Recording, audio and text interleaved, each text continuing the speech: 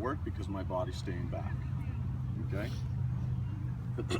So I'm driving my back hip as hard as I can right before I get to front foot strike. So once I get into front foot strike, rotation is going to happen all by itself. So once I get into this position, I'm basically here, and the hip continues to go, my front side's still closed. Hip and shoulder separation. Basically taking your body and turning it into a spring that we're going to turn backwards, and then we're going to let it go. It's going to come back at a great rate of speed. Okay? Now this gets us to our front foot strike position. So we talked about some things to kind of key on if we're not getting to a good position here. If we're getting upper body going early through our stride, typically it's because I'm not gathering into my leg lift properly. Typically I'm going here with early rotation.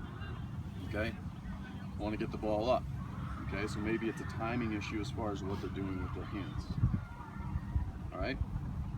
So it's a drive with the back hip. Again, maintaining that heel pressure into the ground as long as possible. Right before front foot strike, there's my driving action right there. Again, creating extension out of the back side, propelling me towards the plate. And from this position here, my body's now making its way right back to center, okay? Which is what I'm gonna rotate around. Once I get to front foot strike and I'm in a good position, so I'm in this position right here, hips are starting to go, I'm still closed. From here, I focus on the front elbow. If my hand's in a good position in the back, I wanna rotate efficiently with this. If I rotate poorly with this is gonna do the same thing in the back, okay? What I kind of talk to guys about as far as rotation, Joe, if you want to come up here. So just go to like a modified front foot strike position. So we just don't have to stride all the way up. So from this position here, again, does whatever he wants here. Front arm here. It's in a position right here. As I go through rotation, if he rotates poorly with this, look at where the ball is going to go. From this position here, this puts a lot of stress on the inner part of the elbow, where we get a lot of issues. Once we get into this position, it's an aggressive action basically down into our scap loaded position. Okay, so scap loaded position, basically your shoulder blades, you want to take the points of your shoulder blades and take them into your spine, which is going to be more of a down and in position. So this is the beginning of his rotation. Okay, so the hips are already gone. He's in this position here. Now I just continue to go down. Rotate, comes in here. And now look at where his arm's going to stay. When we go through rotation, we want to try and keep that ball inside that elbow. Once it starts getting outside, the weight of that ball increases substantially. The weight of that ball is all going in here.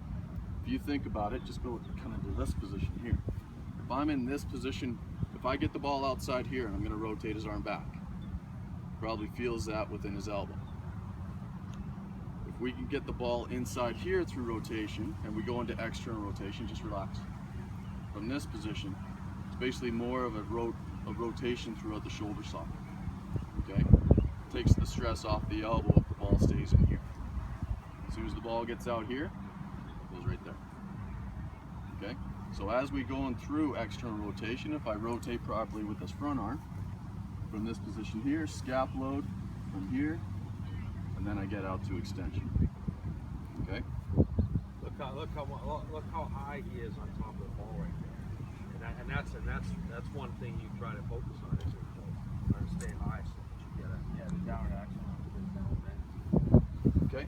So again, getting to a consistent release point. As far as the rotation, it's an aggressive drive, and then it's a rotation as fast as I can, but an efficient rotation of my upper body.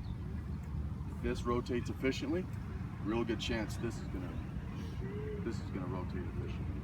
Okay, and get to a consistent point where I can throw the ball where I want. As far as hand action, we want our hands working north to south.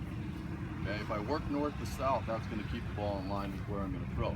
If I let go of it a little bit too soon, it's a little bit high. Hold on to it a little bit late, a little bit low. If I throw it perfectly, but at least I'm missing in this area here to the side that I want to throw it to. If my hand if I get into a rotational position here, hand knows it's late, it's going to try and catch up. Okay? Usually this has to speed up. So from this position here, my hand's going to cut across. So if I let go of that ball too soon, I've sailed it. So the ball gives you a lot of information as far as the path of the hand that is taped. I'm getting a lot of misses going this side. I don't focus on this. I focus more on this. Efficient rotation of the front side. If I go down this way, again, hand comes in tight. From here to rotation, and again, my hand's working in that north to south position, which is going to keep me in line a little bit more consistently. Okay.